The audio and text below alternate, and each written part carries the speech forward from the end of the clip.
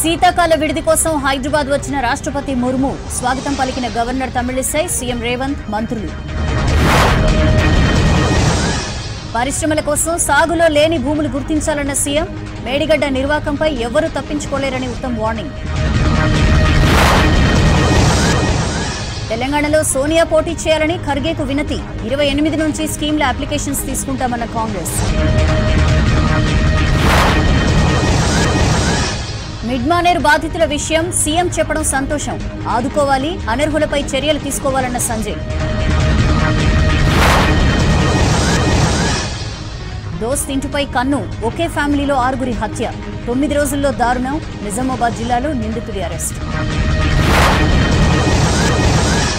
Fans over action తో big boss winner పై కేసులు, ఇదేం అభిమానం, బస్సుల ధ్వంసంపై సజ్జనార్ సీరియస్.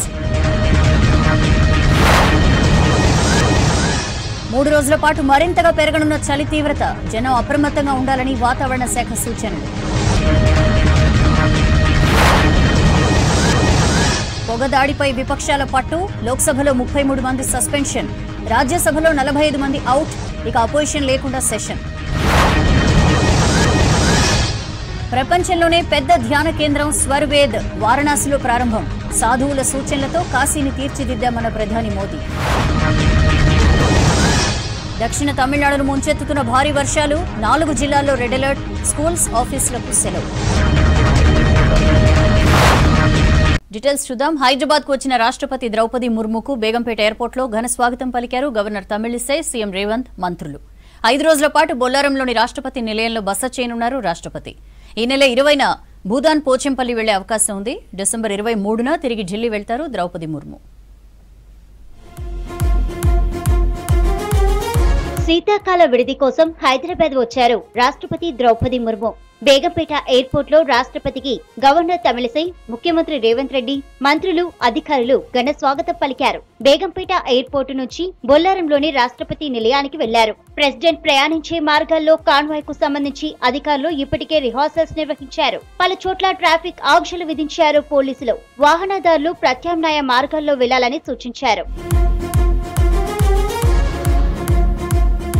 శీతాకాలం విడిది కోసం రాష్ట్రపతి ద్రౌపది ముర్ము హైదరాబాద్ కు రావడం ఇది రెండోసారి. గతేడాది డిసెంబర్ 26న విచ్చేశారు. 2 ఏళ్ల తర్వాత హైదరాబాద్ కు శీతాకాలం విడిది కోసం రాష్ట్రపతి వచ్చారు. చివరిసారి 2019లో అప్పటి రాష్ట్రపతి రామ్నాథ్ కోవింద్ విచ్చేయగా, ఆ తర్వాత కోవిడ్-19 వ్యాప్తితో హైదరాబాద్ కు రాలేదు.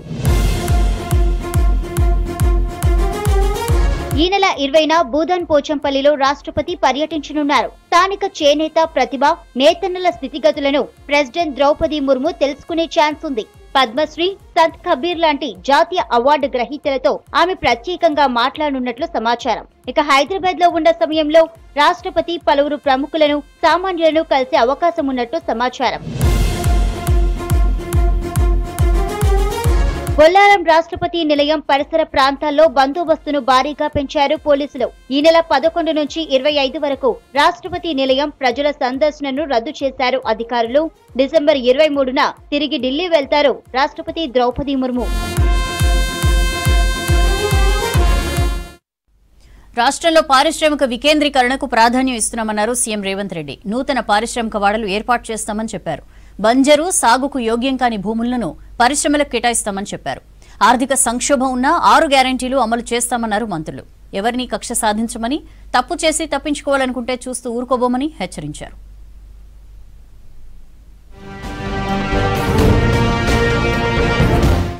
వరుస సమీక్షలతో రాష్ట్ర పరిస్థితుల్ని పూర్తిగా తెలుసుకుంటున్నారు సీఎం రేవంత్. సెక్రటేరియట్ లో పరిశ్రమల శాఖపై రివ్యూ చేశారు. నూతన పారిశ్రామిక వాడల్ని ఏర్పాటు చేయడానికి ఔటర్ రింగ్ రోడ్ కు బయట, రీజనల్ రింగ్ రోడ్ కు లోపల 500 నుంచి 1000 ఎకరాలు గుర్తించాలని ఆదేశించారు. ఈ భూములు కూడా విమానాశ్రయాలు, జాతీయ రహదారులు, స్టేట్ రహదారులకు 50 నుంచి 100 కిలోమీటర్ల దూరంలోపే ఉండాలన్నారు. పరిశ్రమల కోసం సేకరించే భూములు బంజరు భూములై ఉండాలని, సాగుకు యోగ్యం కానివిగా ఉండాలని స్పష్టం చేశారు. దీంతో రైతులకు నష్టం కలగకుండా ఉండటంతో పాటు కాలుష్యం తక్కువగా ఉండి అభివృద్ధి వికేంద్రీకరణ జరిగే విధంగా ఉంటుందన్నారు రేవంత్. రాష్ట్రంలోని ఇప్పటి వరకు పరిశ్రమలకు ఎన్ని భూములు కేటాయించారు, ఆ భూముల్లో ఎన్ని పరిశ్రమలు ఏర్పాటు చేశారు, వాటి ప్రస్తుత పరిస్థితి ఏంటి అనే అంశాలపై పూర్తి నివేదిక ఇవ్వాలని అధికారుల్ని ఆదేశించారు. కాలుష్య రహిత పరిశ్రమలకు ప్రాధాన్యత ఇవ్వాలని, హైదరాబాద్ లోని నాచారం, జీడిమెట్ల, కాటేదాన్ తదితర పారిశ్రామిక వాడలకు ప్రత్యామ్నాయాల్ని సూచించాలని అన్నారు రేవంత్.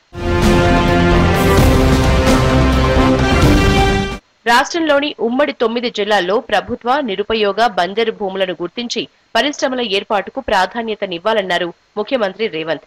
ఇవి నివాస ప్రాంతాలకు దూరంగా ఉండాలన్నారు. దీంతో ఆయా భూములకు ధరలు కూడా తక్కువగా ఉండటంతో పాటు భూసేకరణకు రైతులు కూడా సహకరిస్తారని చెప్పారు. పరిశ్రమలకు థర్మల్ విద్యుత్ వినియోగం కాకుండా సోలార్ పవర్ ని ఉపయోగించేలా చర్యలు తీసుకోవాలని తెలిపారు. రాష్ట్రంలోని గ్రామాలను మోడల్ గ్రామాలుగా అభివృద్ధి చేయడానికి ప్రణాళికలు రూపొందించాలన్నారు రేవంత్. బాలనగర్లోని ఐడిపిఎల్ భూముల పరిస్థితిపై సీఎం ఆరా తీశారు. దీనిపై సమగ్ర నివేదిక ఇవ్వాలని ఆదేశించారు. మేడిగడ్డ బ్యారేజీ పనులపై ఎల్ఎన్టీ అధికారులపై సీరియస్ అయ్యారు ఇరిగేషన్ మంత్రి ఉత్తమ్ కుమార్ రెడ్డి. సెక్రటేరియట్ లో మేడిగడ్డపై సమీక్ష చేసిన ఆయన అతిపెద్ద ప్రాజెక్టులో నాసిరకం పనులు ఎలా చేశారని నిలదీశారు. ఒక లెటర్ ఇచ్చి తమ ప్రమేయం లేదని తప్పించుకోవాలంటే ఊరుకోమన్నారు. ప్రజాధనాన్ని వృధా చేసి ప్రాజెక్టు కూలిపోవటానికి కారణమైన ఎవ్వరిని వదిలిపెట్టమని హెచ్చరించారు. మేడిగడ్డ ప్రాజెక్టుపై పూర్తి స్థాయి సమగ్ర నివేదిక ఇవ్వాలని అధికారుల్ని ఆదేశించారు ఉత్తమ్. అన్నారం, సుందిల్లా ప్రాజెక్టు ఏజెన్సీలను పిలిచి మాట్లాడాలని, తప్పు చేసిన వాళ్లు తప్పించుకోవాలని చూస్తే చట్టపరంగా చర్యలు తప్పవని వార్నింగ్ ఇచ్చారు. ఎన్నికల్లో ఇచ్చిన మరో 2 హామీలను ఈ నెల 28న అమలు చేస్తామన్నారు రెవెన్యూ మంత్రి పొంగులేటి శ్రీనివాసరెడ్డి. ఖమ్మం కలెక్టరేట్ సమీక్ష నిర్వహించిన ఆయన మరో 2 గ్యారంటీలను సంక్రాంతిలోపు నెరవేరుస్తామని చెప్పారు. ఆర్థిక సంక్షోభం ఉన్నా 6 గ్యారంటీలు అమలు చేసి తీరుతామన్నారు. ఇండ్లు లేని పేదలకు దశల వారీగా 5 ఏళ్లలో ఇండ్లు కట్టిస్తామని చెప్పారు. అధికారులపై కక్ష సాధించబోమని, ప్రభుత్వ ఆస్తులు కొల్లగొట్టే వారిని, బినామీ కాంట్రాక్టులు తీసుకున్న వారిని వదిలిపెట్టమన్నారు పొంగులేటి. ఈ నెల 20న అసెంబ్లీలో శ్వేతపత్రం రిలీజ్ చేస్తామని తెలిపారు. ఏ వ్యక్తి మాకు టార్గెట్ కాదు, కానీ వ్యవస్థని కొల్లగొట్టిన వ్యక్తులను ఏ ఒక్క వ్యక్తులను కూడా వదిలిపెట్టాం. This is very clear. మాకు వ్యక్తిగతంగా ఏ ఒక్క వ్యక్తి మీద కోపం ఈ ప్రభుత్వానికి లేదు. ప్రభుత్వ సొమ్ముని కొల్లగొట్టిన ఏ ఒక్క వ్యక్తిని కూడా వదిలిపెట్టే ప్రసక్తి కూడా లేదు. ఏ ప్రభుత్వ భూమి అయితే కబ్జాలకు గురైందో అక్కడ ఎంత పెద్ద వ్యక్తులున్నా, ఎన్ని పెద్ద డెవలప్మెంట్లు వచ్చినా ప్రభుత్వ స్థలాన్ని తిరిగి ప్రభుత్వం హ్యాండ్ ఓవర్ చేసుకుంటుంది. సెక్రటేరియట్ లో రవాణా, బీసీ సంక్షేమ శాఖ మంత్రిగా బాధ్యతల్ని చేపట్టారు పొన్నం ప్రభాకర్. వేద పండితులు ఆయనకు ఆశీర్వచనాలు అందించారు. పొన్నం ప్రభాకర్ కు మంత్రులు, అధికారులతో పాటు చెన్నూరు ఎమ్మెల్యే వివేక్ వెంకటస్వామి శుభాకాంక్షలు తెలిపారు. మంత్రి అయిన తర్వాత మొదటిసారి నల్గొండ జిల్లాకు వచ్చిన మంత్రి కోమటిరెడ్డి వెంకటరెడ్డికి స్వాగతం పలికారు కాంగ్రెస్ కార్యకర్తలు, అభిమానులు. హెలికాప్టర్ తో పూల వర్షం కురిపించారు. కాంగ్రెస్ జిందాబాద్ అంటూ నినాదాలు చేశారు. 100 రోజుల్లోనే 6 గ్యారంటీలను అమలు చేస్తామన్నారు కోమటిరెడ్డి వెంకటరెడ్డి. సింగరేణిలో కాంట్రాక్టు కార్మికులుగా స్థానికులనే నియమించాలని సీఎం రేవంత్ రెడ్డిని కోరారు చెన్నూరు ఎమ్మెల్యే వివేక్ వెంకటస్వామి. పెద్దపల్లి ఎంపీగా ఉన్నప్పుడు స్థానికులకే సింగరేణిలో ఉద్యోగాలు కల్పించేలా జీవో తీసుకొచ్చారని చెప్పారు. నాన్ లోకల్స్ కి కాకుండా లోకల్స్ కి సింగరేణి కొత్త కాంట్రాక్టర్లు ఉద్యోగాలు ఇచ్చేలా చూడాలని సీఎంకు రిక్వెస్ట్ చేశారు వివేక్. స్టైఫండ్ తో పాటు ఇతర సమస్యల పరిష్కారం కోసం రేపటి నుంచి చేయాలనుకున్న సమ్మెను వాయిదా వేశారు జూనియర్ డాక్టర్లు. ఇప్పటికే కొంతమంది జూడాలకు స్టైఫండ్ రిలీజ్ చేశామని అధికారులు చెప్పారు. మిగతా వారికి విడుదల చేస్తామని తెలిపారు. సమస్యల పరిష్కారం కోసం రేపు వైద్య శాఖ మంత్రి దామోదర రాజు నరసింహ చర్చిస్తారన్నారు అధికారులు. దీంతో రేపటి సమ్మెను వాయిదా వేస్తున్నామన్నారు జూడాలు. వచ్చే ఏడాది జరిగే ఎంపీ ఎన్నికలకు ఇప్పుడే కసరత్తు ప్రారంభించింది కాంగ్రెస్. సెగ్మెంట్ల బాధ్యతలను సీఎంతో పాటు మంత్రులు, సీనియర్లకు అప్పగించింది. అలాగే ఏఐసీసీ నేతలను పరిశీలకులుగా నియమించింది కాంగ్రెస్ హైకమాండ్. కష్టపడ్డ వారికి పదవులు దక్కుతాయన్నారు నేతలు. నామినేటెడ్ పోస్టుల భర్తీపై పార్టీ అధిష్టానానిదే తుది నిర్ణయమని చెప్పారు. లోక్సభ ఎన్నికలపై ఫోకస్ పెట్టింది కాంగ్రెస్. గాంధీ భవన్ లో దాదాపు 3 గంటల పాటు జరిగిన పీఏసీ సమావేశంలో కీలక నిర్ణయాలు తీసుకున్నారు నేతలు. రాష్ట్రంలోని 17 నియోజకవర్గాలకు సీఎం, మంత్రులతో పాటు సీనియర్లను ఇన్ఛార్జీలుగా నియమించారు. చేవెళ్ల, మహబూబ్ నగర్ సెగ్మెంట్లను సీఎం రేవంత్ రెడ్డికి కేటాయించారు. డిప్యూటీ సీఎం బట్టి విక్రమార్కకు సికింద్రాబాద్, హైదరాబాద్ నియోజకవర్గాల బాధ్యతలు అప్పగించారు. పొంగులేటికి ఖమ్మం, ఉత్తమ్ కు నల్గొండ, పొన్నం ప్రభాకర్ కి కరీంనగర్ నియోజకవర్గాలు కేటాయించారు. Telangana Pradesh Congress political affairs committee Manikrao Thackeray గారి అధ్యక్షతన ఈ యొక్క సమావేశం దాదాపు 3 గంటలుగా చర్చించినాము. 17 పార్లమెంట్ 17 ఇన్ఛార్జ్లు సీఎం గారు 2 పార్లమెంట్ ఉంది, డిప్యూటీ సీఎం 2 ఉన్నారు, ఇంకా ఇద్దరు ఉన్నారు. మన జీవన్ రెడ్డి గారు సీనియర్, ఆయన కూడా ఉంది.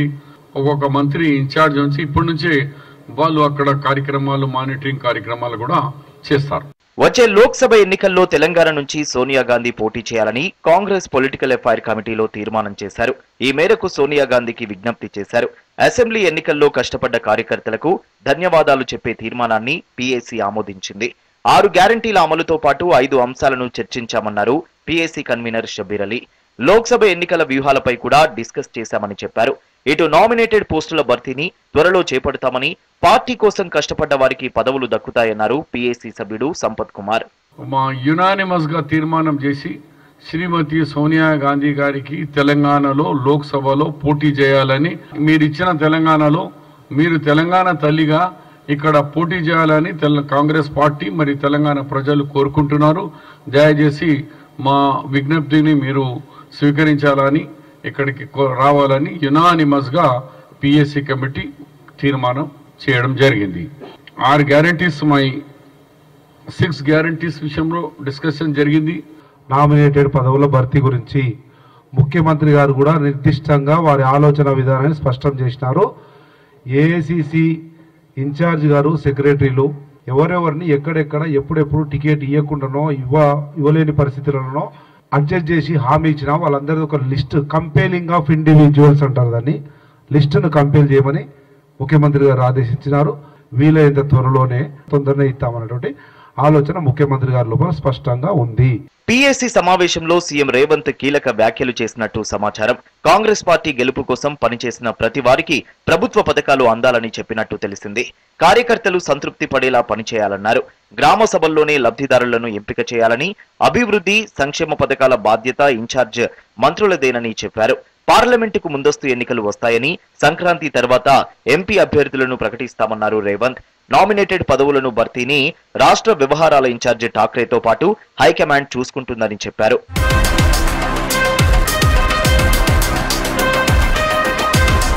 మరోవైపు కాంగ్రెస్ హైకమాండ్ రాష్ట్రంలోని 17 పార్లమెంటు నియోజకవర్గాలకు ఏఐసీసీ నేతలను పరిశీలకులుగా నియమించింది. పార్లమెంట్ ఉభయ సభల్లో గందరగోళం నెలకొంది. భద్రతా వైఫల్యంపై విపక్షాలు ఆందోళన చేశాయి. సభ కార్యకలాపాలకు పదే పదే ఆటంకం కలిగించాయి. దీంతో ఇవాళ 78 మంది ఎంపీలను పార్లమెంట్ నుంచి సస్పెండ్ చేశారు. శీతాకాల సమావేశాలు ముగిసే వరకు సస్పెన్షన్ కొనసాగుతుందని లోక్సభ స్పీకర్, రాజ్యసభ చైర్మన్ ప్రకటించారు. ప్రతిపక్షాల గొంతు నొక్కే ప్రయత్నం చేస్తున్నారని కాంగ్రెస్ మండిపడింది. భద్రతా వైఫల్యంపై సభలో ప్రకటన చేసేందుకు మోదీ, అమిత్ షాకు వచ్చిన ఇబ్బంది ఏంటని ప్రశ్నించింది. పార్లమెంట్ ఉభయ సభలు అట్టుడికాయి. భద్రతా వైఫల్యంపై కేంద్ర హోంమంత్రి అమిత్ షా ప్రకటన చేయాలని విపక్షాలు ఆందోళన చేయడంతో ఇవాల్టి సెషన్ మొత్తం వాయిదాల పర్వం కొనసాగింది. వెల్లోకి దూసుకొచ్చిన విపక్ష సభ్యులు ప్రభుత్వానికి వ్యతిరేకంగా నినాదాలు చేశారు. సభ్యులు సహకరించాలని లోక్సభ స్పీకర్, ఇటు రాజ్యసభ చైర్మన్ పలుసార్లు కోరినా వినలేదు. దీంతో సభ వాయిదాలు కొనసాగాయి. మధ్యాహ్నం తర్వాత తిరిగి ప్రారంభమైన సభలోనూ అదే పరిస్థితి కనబడడంతో స్పీకర్ పలువురు విపక్ష సభ్యులను సస్పెండ్ చేశారు. కాంగ్రెస్ సభాపక్ష నేత అధిర్ రంజన్ చౌదరి సహా 33 మందిని సభ నుంచి సస్పెండ్ చేస్తున్నట్లు స్పీకర్ ప్రకటించారు. వీరిలో 30 మంది శీతాకాల సమావేశాలు ముగిసే వరకు సస్పెండ్ చేయగా, మరో 3 ప్రివిలేజ్ కమిటీ నివేదిక వచ్చే వరకు సస్పెండ్ చేస్తున్నట్లు స్పీకర్ తెలిపారు. ఎంపీలు K Jayakumar, Vijay Vasanth, Abdul Khaleque speaker podium వద్ద నినాదాలు చేశారు. వీరి ప్రవర్తనపై ప్రివిలేజ్ కమిటీ నివేదిక ఇవ్వనుంది. आप सभी माननीय सदस्यों को बार बार अनुरोध किया गया, माननीय स्पीकर महोदय ने अनुरोध किया कि प्लेकार्ड मत लाइए, मर्यादा मत भंग कीजिए. శీతాకాల సమావేశాలు ముగిసే వరకు సస్పెండ్ అయిన వారిలో కాంగ్రెస్ సభ్యులు అధిర్ రంజన్ చౌదరి, గౌరవ్ గొగోయ్, డీఎంకే ఎంపీలు A Raja, R Baalu, Dayanidhi Maran, TMC ఎంపీలు సౌగత రాయ్, కళ్యాణ్ బెనర్జీ, కకోలి ఘోష్, శతాబ్ది రాయ్ తదితరులు ఉన్నారు. సభాపతి ఆదేశాలు ధిక్కరించిన సభ్యుల సస్పెన్షన్ కు పార్లమెంటరీ వ్యవహారాల శాఖ మంత్రి ప్రహ్లాద్ జోషి ప్రవేశపెట్టిన తీర్మానాన్ని మూజువాణి ఓటుతో లోక్సభ ఆమోదించింది. తర్వాత స్పీకర్ తన నిర్ణయాన్ని ప్రకటించారు. That this house, having taken the serious note of misconduct of Shri Kalyan Banerjee, Shri A. Raja, Shri Dayanidhi Maran, Shri Aprupa Podar, Unnithan, Shri Gaurav Gogoi and Shri T.R. Balu, in utter disregard to the house and the authority of the chair, including the display of placards in the house, and having been named by the chair, resolve that the above mentioned members may also be suspended from the service of the house.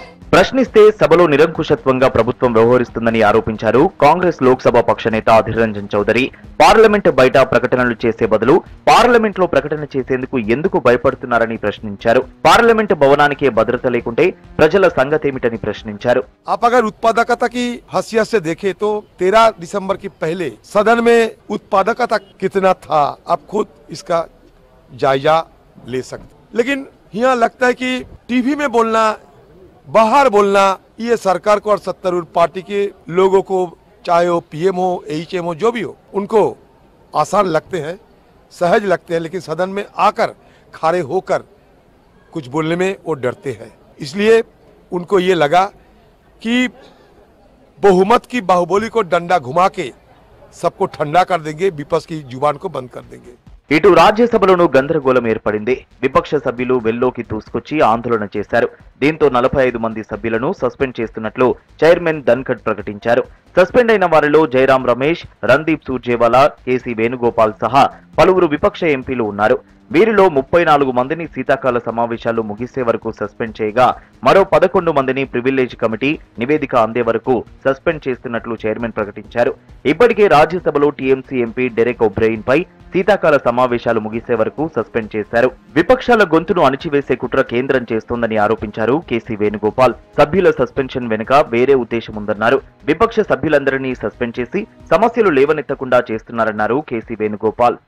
Functioning only for one purpose, to suppress the entire voice of the opposition and to suspend maximum people, those who are raising the issues of the people and the security. This is the thing is happening. Because this type of the parliament is actually, our impression is that parliament is for discussion and debate, but now the parliament is for suspension of opposition members. సభ సజావుగా జరగడం విపక్షాలకు ఇష్టం లేదన్నారు రాజ్యసభ సభానాయకుడు పీయూష్ గోయల్. పదే పదే సభా కార్యకలాపాలను అడ్డుకోవడం తగదన్నారు. రాజ్యసభలో ఇవాళ మొత్తం 45 మంది సభ్యులు సస్పెండ్ అయ్యారని చెప్పారు. सस्पेंड करना पड़ा जब तक के उनका केस वेल में आने के कारण और व्यवधान करने के कारण ये जो 11 मेंबर्स हैं उनका केस प्रिविलेज कमेटी को रेफर किया गया है. तो कुल मिला के 45 मान्य सदस्यों को राज्यसभा में आज सस्पेंड करने का बड़ा ही दुर्भाग्यपूर्ण आज उनके व्यवहार के कारण ये स्थिति उपलब्ध हुई. मैं समझता हूँ ये उनकी प्री प्लान्ड स्ट्रैटेजी थी. वो चाहते ही नहीं थे कि हाउस अच्छी तरीके से चले. हाउस में जो बड़े इम्पोर्टेंट लेजिस्लेशन थे, आज तो महिलाओं के आरक्षण का लेजिस्लेशन था लोकसभा में. సస్పెండ్ అయిన ఎంపీలు పార్లమెంట్ అవతల ఆందోళన చేశారు. పార్లమెంటు మెట్లపై కూర్చుని నిరసన తెలిపారు. కేంద్ర ప్రభుత్వానికి వ్యతిరేకంగా స్లోగన్స్ చేశారు. మొత్తం 92 మంది ఎంపీలు సస్పెండ్ కాగా ఇవాళ ఒక్కరోజే పార్లమెంటు నుంచి 78 మంది ఎంపీలు సస్పెండ్ అయ్యారు.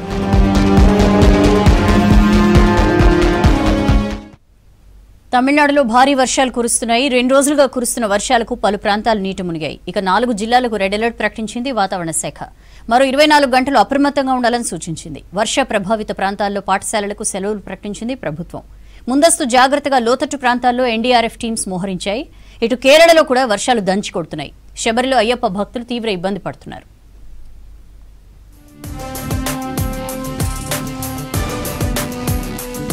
తమిళనాడులో భారీ వర్షాలు కురుస్తున్నాయి. పలు ప్రాంతాలు జలమయమయ్యాయి. దీంతో జనజీవనం స్తంభించింది.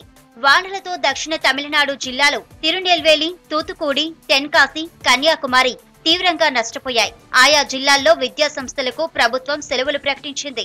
ప్రభుత్వ, ప్రైవేటు సంస్థల కార్యకలాపాలు నిలిచిపోయాయి. విమానాలు, రైళ్ల రాకపోకలకు తీవ్ర అంతరాయం ఏర్పడింది.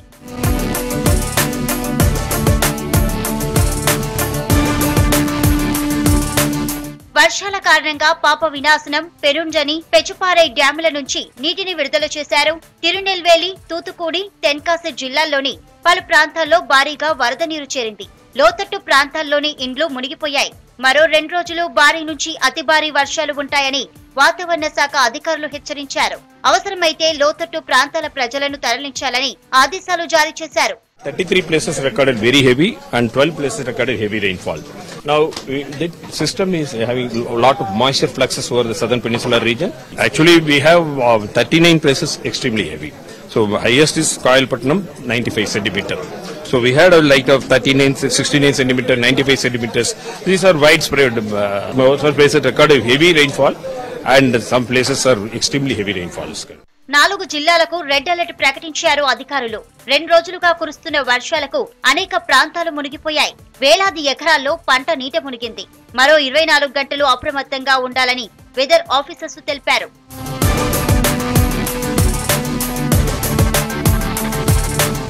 మరో వారం పాటు భారీ వర్షాలుంటాయని వాతావరణ శాఖ ప్రకటించడంతో సర్కార్ అప్రమత్తమైంది. ఇప్పటికే లోతట్టు ప్రాంతాల్లో ఎన్డీఆర్ఎఫ్ బలగాలు మోహరించాయి. మత్స్యకారులెవరూ సముద్రంలోకి వెళ్లొద్దని ఆదేశాలు జారీ చేశారు.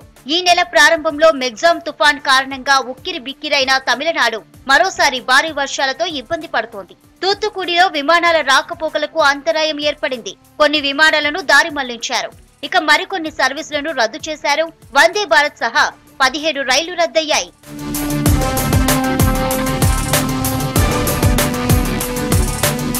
ఇటు కేరళలోనూ భారీ వర్షాలు కురుస్తున్నాయి. పలు జిల్లాల్లో కురుస్తున్న వర్షాలకు జనం ఇబ్బందులు పడుతున్నారు. ఇటు శబరిలో భారీ వర్షానికి అయ్యప్ప భక్తులు ఇబ్బందులు పడుతున్నారు. మరో 2 రోజులు అత్యంత భారీ వర్షాలుంటాయని అధికారులు ప్రకటించారు. That's all for now. Stay tuned.